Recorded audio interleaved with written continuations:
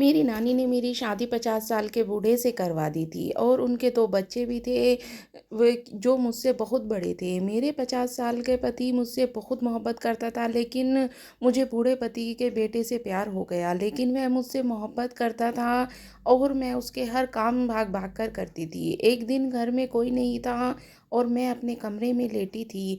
अचानक बूढ़े पति का बेटा आ गया मेरे कमरे में। उसको देखकर मैं खुश हो गई। उसने आते मेरे साथ कि मेरे पैरों तले से ज़मीन निकल गई। उसने मेरे साथ मेरी शादी एक 50 साल के आदमी से हो गई, जबकि मैं खुद 16 साल की थी। उस आदमी के बेटे ने जो कुछ मेरे साथ किया वह कभी मैं नहीं सोचा था। मेरा माँ-बाप की मौत बहुत पहले हो गई थी और मेरी नानी मुझे अपने घर ले आई थी। मामी की आँखों में हरदम मैं खटकती रहती थी, लेकिन 8 साल की बच्ची को नानी कैसे अकेला छोड़ दे सकती थी, और इसीलिए हर बातें सुनने के बावजूद भी मुझे अपने साथ रख रही थी। और जब नानी को एहसास हुआ कि अब उनकी बूढ़ी हड्डियों में मेरा बोझ उठाने की ताकत नहीं रही है, तो उन्होंने मुझे मामों के रहमो करम पर छोड़ने की बजाय मेरे लिए रिश्ते की तलाश शुरू कर दी। लेकिन मुझ बेसहारा लड़की से कौन शादी करता, इसीलिए रिश्ते वाले मेरे लिए ज़्यादा उम्र के आदमी के रिश्ते देखने शुरू किए। शुरू-शुरू में तो नानी को यह कहकर साफ मना कर दिया कि बबली तो अभी 16 साल की है, तो इतने बड़े उम्र के मर्दों से कैसे शादी कर सकती है। फिर धीरे-धीरे नानी को एहसास हुआ कि उनकी हालत दिन-ब-दिन खराब होती जा रही है और मामा-मामी का रवैया इतने सालों बाद भी मेरे लिए कोई रहम पैदा नहीं हुआ। इसीलिए नानी ने एक मुश्किल फैसला लिया और 50 साल के आदमी से मेरा रिश्ता पक्का कर दिया। रिश्ते वाले ने बताया कि उस आदमी की बीवी अब इस दुनिया में नहीं रही थी और इसके 2 जवान बेटे थे। घर में पैसा, बंगला, गाड़ी, किसी चीज़ की कोई कमी नहीं थी। रिश्ते वाली नानी से कह रही थी कि बबली तो शादी के बाद ऐश करेगी। नानी ने मुलाकात के बाद उस बूढ़े से मेरा रिश्ता तय कर दिया। वह 50 साल के सरकारी नौकरी करते थे। मैंने उनको नहीं देखा, बस मुझे नानी ने यह बताया था कि उनकी उम्र कुछ ज़्यादा है और उन्होंने शादी में किसी भी तरह की कोई डिमांड नहीं रखी है। नानी के भी मुझे देने के लिए कुछ नहीं था, इसीलिए मैं 4 दिन के अंदर खाली हाथ शादी करके और उसकी दुल्हन बन के शादी की रात जब मुझे बूढ़े पति को देखा, तो मेरे सारे अरमान मिट्टी में मिल गए। उनके सर पर तो बाल भी नहीं थे।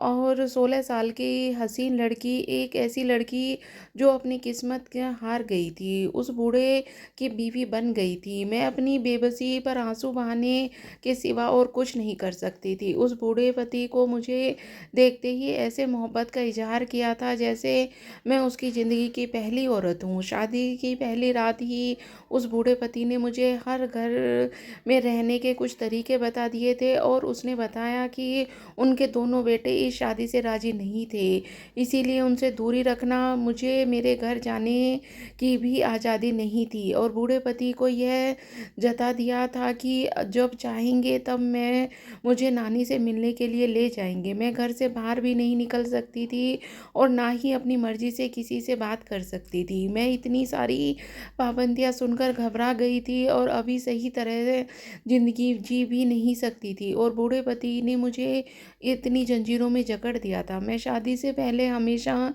यही सोचा करती थी कि शादी के बाद मम्मा मामी से मेरी जान छूट जाएगी और जिस किसी से भी मेरी शादी होगी वह मुझे कुछ सुकून भरी ज़िंदगी देगा। दूसरों की तरह मैं अपनी मर्जी की मालकिन होंगी, यह सब करूंगी जो बचपन से सिर्फ सोचती आई थी। लेकिन मेरे खास अपने खाक में मिल गए।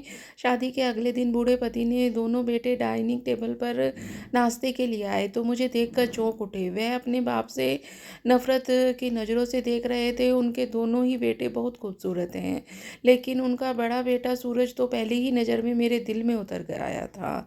मैंने आज तक इतना खूबसूरत नौजवान नहीं देखा था। वह उम्र में मुझसे 4 साल बड़ा था, लेकिन उसका लंबा चौड़ा गठीला बदन देखकर मैं हैरान रह गई। वह अपने बाप से कह रहा था कि आप कैसे किसी औरत को हमारी माँ की जगह पर लाकर बिठा सकते हैं। यह लड़की कभी मेरी माँ की जगह नहीं ले सकती। काफ़ी देर तक दोनों बाप बेटे बीच में तकरार चलती रही। सूरज बड़ा होने की वजह से बाप से उलझ रहा था, जबकि छोटा भाई खामोश खड़ा था। कुछ ही देर में वो दोनों बूढ़े पति के बेटे बिना नाश्ता किए घर से बाहर निकल गए। मैंने दूर तक सूरज को जाते हुए देखा। ऐसा लग रहा था जैसे वह जाते जाते मेरा दिल भी अपने साथ लेकर गया हो। मेरा बूढ़ा पति कह रहे थे, तुम उन लोगों के बारे में सोचकर खुद को परेशान ना करो, वह कुछ दिनों बाद ठीक हो जाएंगे। लेकिन मेरे बूढ़े पति के दफ्तर चले जाने के बाद मैं सारा वक्त सूरज को सोचती रहती। मुझे पहली ही नज़र में मोहब्बत हो गई थी। बूढ़ा पति मुझे बिल्कुल भी पसंद नहीं आए थे। उनकी एक वजह उनकी उम्र, उनका भी बेडौल बदन। मेरी बेचैनी से यहाँ चक्कर कटते हुए अभी आधा ही दिन गुजरा था कि सूरज कॉलेज से वापस आ गए। उसका छोटा भाई तो आते ही अपने कमरे में चला गया, जबकि सूरज खाना खाने के लिए टेबल पर बैठकर शायद वह भूल गया था कि मैं भी इस घर में मौजूद हूँ। मैंने जैसे ही सूरज को डाइनिंग टेबल पर बैठे देखा तो मैं भागकर मासी के हाथों से खाना ले लिया और अपने एक कमरे में सफाई करने के लिए भेज दिया। जैसे ही मैंने सूरज के आगे खाना रखा तो मेरा चेहरा देखकर चौंक उठा और मुझसे कहने लगा, तुम मेरे सामने मत आना। तुम मेरे बाप की बीवी हो, लेकिन मेरी माँ हरगिज़ नहीं हो। मैंने उसे कहा कि तुम मुझ पर गुस्सा होने की बजाय खाना खा लो। शायद वह बहुत ज़्यादा भूखा था, इसीलिए उसने मेरे सामने खाना खा लिया। जब तक बूढ़ा पति घर पर मौजूद थे वह मुझे अपने साथ कमरे में रखते थे, लेकिन उनकी गैर मौजूदगी में वह फ़ौरन तितली बनकर सूरज के आसपास मंडराने लगती। मेरे बूढ़े पति ने बातों बातों में मुझे कई बार कहा था कि मैं उनके बेटों से दूर रहा करूं, लेकिन न जाने क्यों मैं खुद ब खुद सूरज की तरफ खिंची चली रही थी। मेरे दिल में उसके लिए मोहब्बत दिन ब दिन बढ़ रही थी। अब तो मुझे अपनी पसंद नापसंद कभी पूरी तरह से हो गया था। मैं अपने दिल के हाथों मजबूर थी। मैं बचपन से ही मोहब्बत के लिए तरसी थी।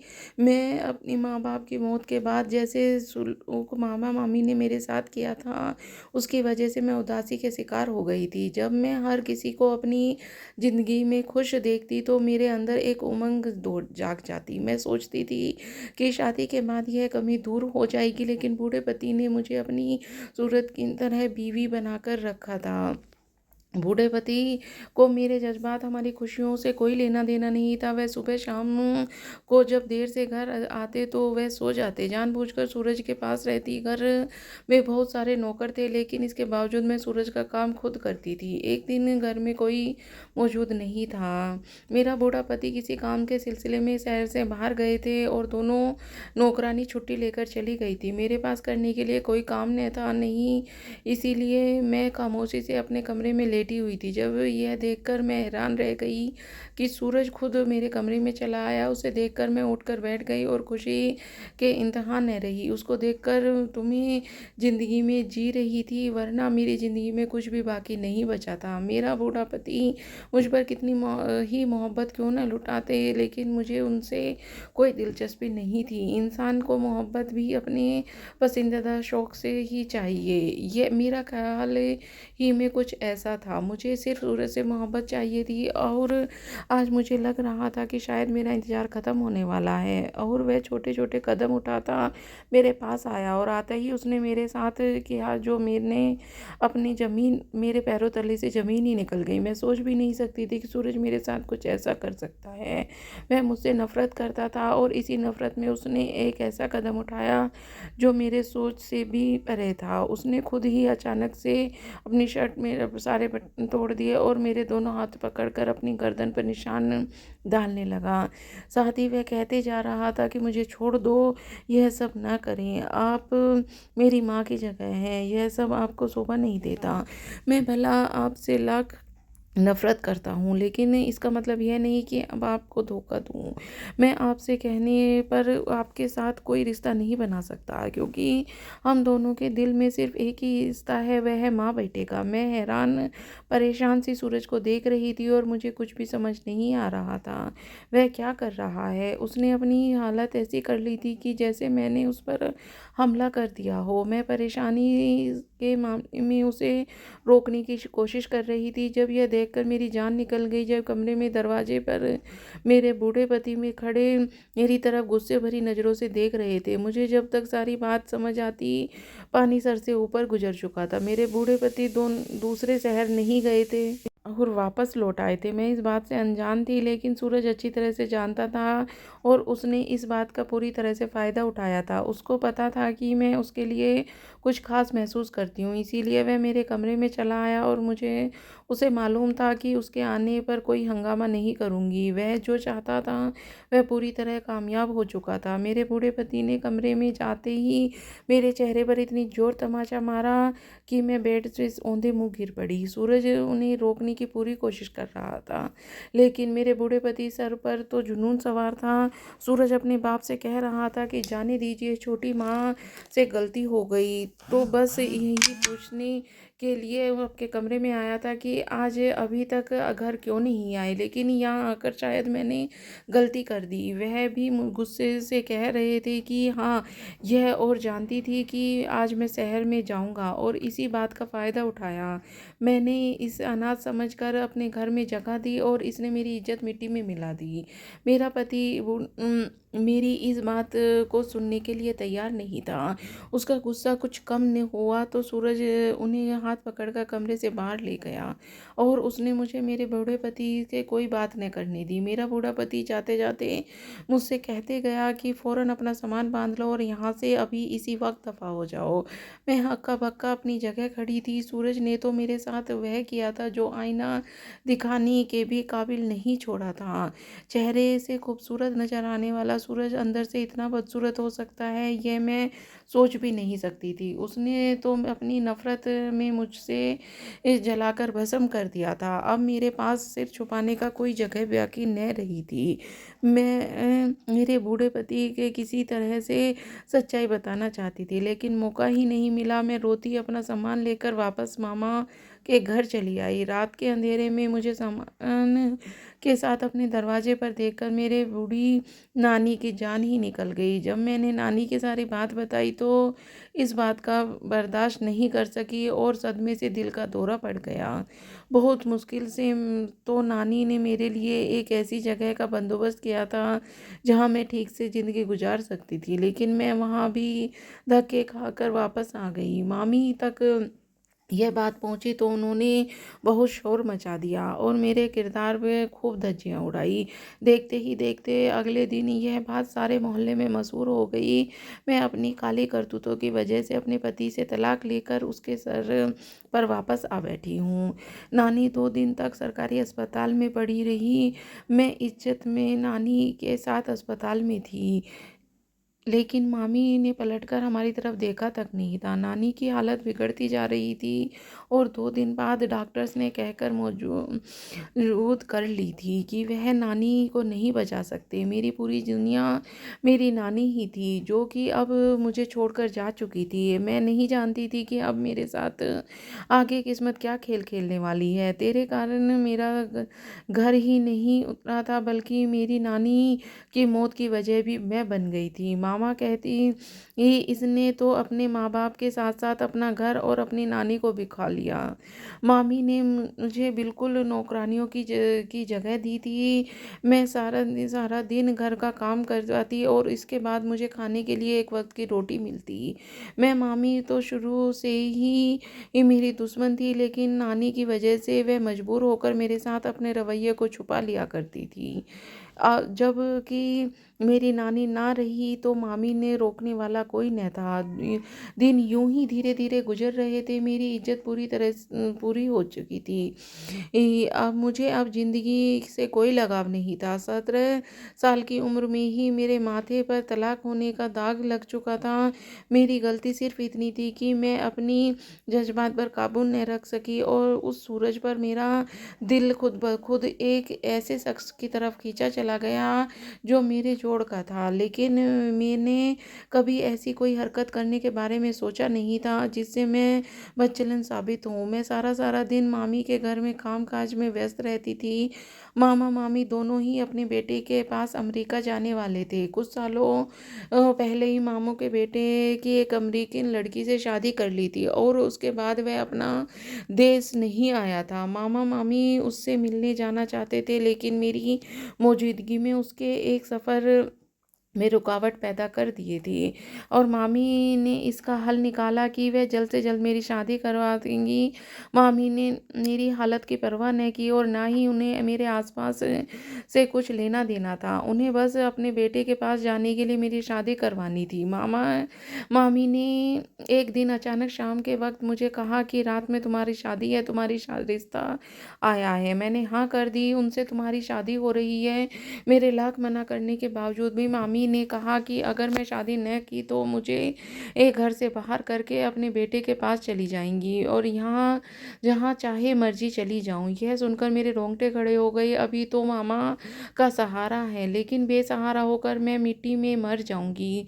मरती क्या ना करती, बिना जाने मैंने शादी किससे हुई है।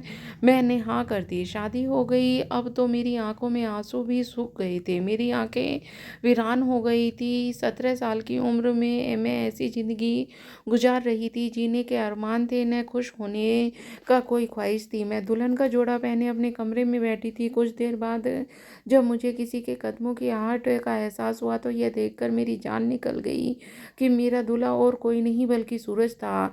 वह मेरे कदमों में बैठकर मुझसे माफ़ी मांग रहा था और मैं हैरानी नज़रों से उसे देख रही थी। सोच भी नहीं सकती थी कि मैं उसकी दुल्हन बनूंगी। सूरज कह रहा था कि मेरे साथ जो कुछ भी उसने किया उसके बाद उसे एक पल का भी चैन न हुआ। वह हर वक्त एक पश्चाताप की आग में जल रहा था। वह कह रहा था कि वह ऐसा नहीं चाहता था, लेकिन वह अपनी माँ की जगह पर मुझे देखकर मुझसे हर हरकत में उतर गया था। वह हाथ जोड़कर मेरे सामने बैठकर कहने लगा कि जब मुझे मालूम हुआ कि मेरी नानी का मौत मेरे कारण हो गई है तो उस दिन के बाद से वह बेचैनी से ज़िंदगी गुजारने लगा था। फिर उसने यह बात अपने बाप के साथ वो सच-सच बता दी और उसके बाप ने उसे माफ़ कर दिया। साथ ही वह यह भी कहा कि अपनी माँ की जगह उसे देखना नहीं चाहते थे तो उससे शादी कर लो, जो तुम्हारी वजह से उसकी ज़िंदगी खराब हो गई है। सूरज अपने किए पर पछता रहा था। मैं सोच रही थी कि मुझे क्या करना चाहिए। सूरज के आंसुओं ने मुझे यकीन दिला दिया था कि वह अपने हिस्से के सज़ा भुगत चुका है, इसीलिए मैंने उसे माफ़ कर दिया। लेकिन उसने मुझे एक अलग घर में रखा था जहाँ पर हम दोनों ही रहते थे। सूरज अच्छा लड़का था, लेकिन वह अपनी माँ की जगह किसी और को बर्दाश्त नहीं कर पा रहा था। कुछ दिन गुजरे थे कि एक दिन अचानक मेरी मामी मेरे दरवाजे पे आई और मेरे कदमों तले से ज़मीन निकल गई। मेरे कदमों को रोकने माफ़ी मांगने लगी और हैरान थी कि यह सब क्या हुआ। मामी ने रोते हुए बताया कि उनके हक के बेटे ने उन्हें यह बताने से इनकार कर दिया कि मामी अमेरिका पहुंचे तो उनकी बहू ने उन्हें अपने घर में दाखिल होने ही नहीं दिया। मामी ने इकलौते बेटे ने उन्हें 4 दिन तक एक होटल में ठहराया, उसे यह कहकर अपने देश रवाना कर दिया कि आइंदा आप मुझसे मिलने न आइएगा। अगर कभी मुझे आपकी याद आई तो मैं खुद देश चला आऊँगा। मामी सारा दिन गुजर खाक में मिल गई थी। मामी कह रही थी कि तुम्हें अनाथ और बेसहारा कहते मैंने सहारे ज़िंदगी भर गुजार दी। आज मैं खुद बेसहारा हो गई हूँ।